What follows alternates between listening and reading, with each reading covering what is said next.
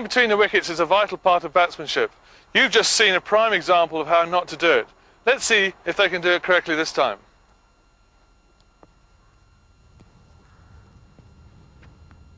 Yes, no. Keeper!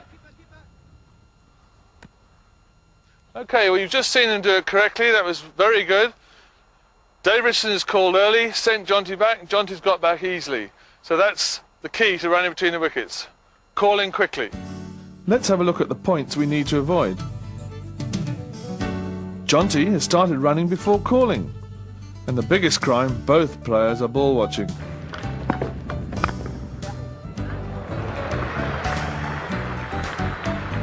In this example in Test cricket, you can see both batsmen are ball watching. The batsman at the striker's end has decided there is no run. The non-striker has decided he can get in, but the level of communication is nil. Result, run out. Wait, yes. In this example, Jonty has called early, communicated as they crossed, got low to gain maximum reach and slid his bat over the line to ensure the run is completed. While Dave Richardson, now facing the ball, has called for the second, and Jonty slides his bat in, a prerequisite of running between the wickets. There are only 3 calls, and this is what they mean.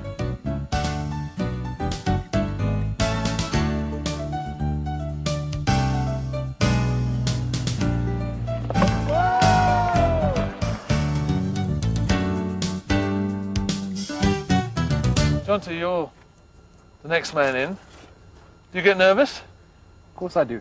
I think everyone does get nervous to a degree. It's quite important to be able to, I think, use your nerves, control it, and channel it in the right direction, because it'll make you a lot sharper. The adrenaline's definitely pumping.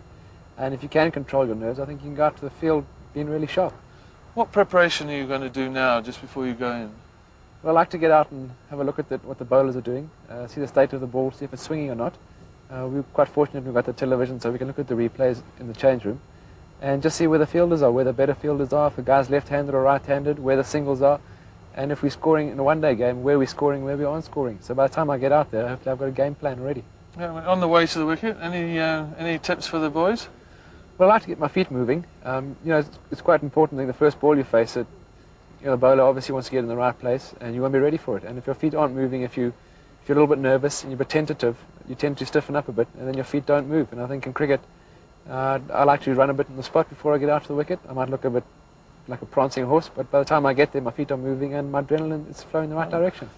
When you've got to the wicket, you've taken guard. What do you do now? I mean, well, I want the bowler to bowl at me. I want to make it easy for myself as possible. And if I start playing shots outside the off stump, the bowler's got more of a chance to getting me out. So I like to know where my off stump is. I take my guard and also mark where my off stump is and just try and score my runs off the body and mainly on the leg side. If he bowls me a half volley on off stump, I'm going to obviously drive it. But initially, for the first sort of half an hour of my innings, unless it's a one-day game, the situation calls for otherwise, I'm going to play as straight as possible and just make sure I play down the line of the ball. Well, you've got to 30. Okay, you've got to 30, and now the pressure's off you a little bit. How do you keep your concentration going? Well, I think it's very important. I mean, you just one slip up and you're out again. And in 5-day cricket, especially in first-class cricket, 30s and 40s, we've learnt now that it's just not good enough for anyone.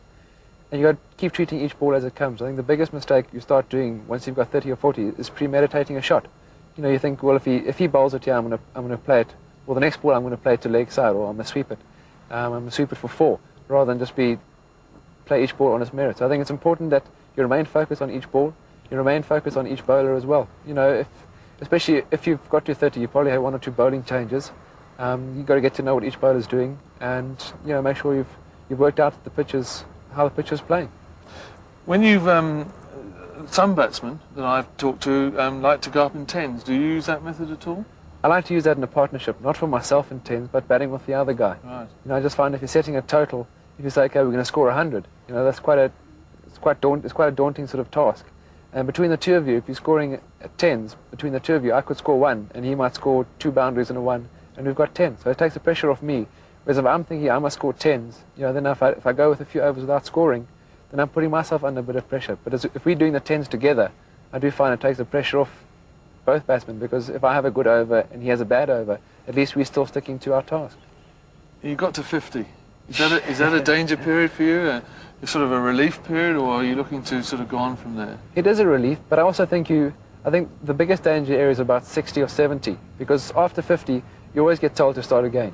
And you do tend to start again, and you're playing as correctly as possible from 50 to 60, but once you're on 60, you think, well, I'm away.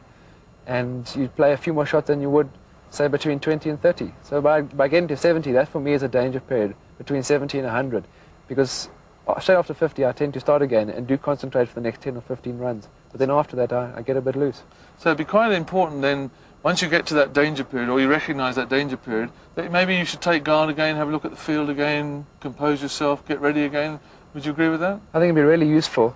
People talk about 50s and 100s, but I think you can even break it down, like you say, into a danger period, which for me is between sort of 60 and 70. So if I can break that down and start again and keep going in the 10s, instead of looking for the 100 or the 50 and being a bit loose. Now you're playing test match cricket, you've got to 120. What are your targets now? I still think it's really important. Test cricket is really hard. You can get some really top bowlers, you can get a bad decision, you can play a bad shot. And if it's your day, if you get to 120, you've actually got to make it really big. Because there could be a batsman coming in, you could think, well, we're 300 for 3, and I'm on 120, I've done my job. But the next 3 or 4 batsmen might get either a good delivery or a bad decision. And if it's your day, you've got to make it count. I think that the better test players we've seen and have played against have scored really big hundreds against us. And we know what it's like when a chap scores 170. That's making it big. Rather than 110 or 113 or 120, if it's your day, you've really got to go right through and score over 150.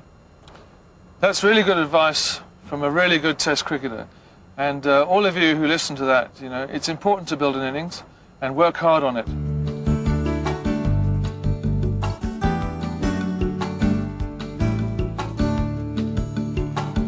As a cricket coach, I think it's very important that you make your job enjoyable as well as the people you're teaching enjoyable. And to do that, you need to plan your coaching carefully.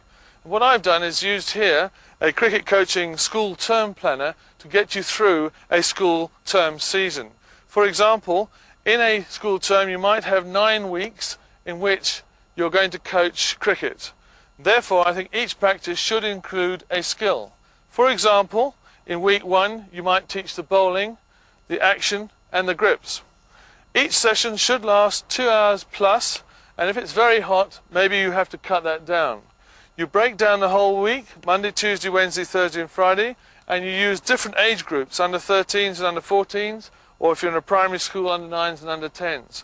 So you're actually breaking down each age groups and coaching from Monday to Thursday. On a Friday, you change it slightly, bring in all the age groups with their respective coaches if you've got enough, and you teach them field placings, fielding games, tactics, the art of captaincy, the rules of the game, umpiring, video instruction, and individual coaching, whatever you as coach feel is necessary for that particular team. Now, over the 9 weeks, it's important to try and cover majority of things that you deal with in cricket. So I've given a rough program here. You don't have to follow this. You can make your own program up. The grip, stance, and backlift in week 2. I always like to start with bowling in week 1, mind you, because it helps. Because when you have nets after that, at least the guys can bowl reasonably straight. The forward defensive in week 3. Remember, you don't want to get out too often, otherwise you won't be batting in the middle. Backward defensive and glides. The drives, hitting over the top, sweeps and cuts, and the hooks and pulls. And maybe in the 9th week you have a little barbecue or braai just to increase the team spirit. You might give a prize to the most improved player, or you might revise the whole lot, depending whether you've got another term of cricket after the one you've just had. So it's very important, as you can see, to build up the skills of all your charges so that when they go into the matches, they're adequately prepared. When organising any practice, remember that the structure is important. First, practice one skill for at least 10 minutes. Secondly, ensure each group knows what they have to do and the skill they are learning. Thirdly, progress from the skill into a game situation but without pressure. Fourthly, now include the pressure situation. Finally, the duty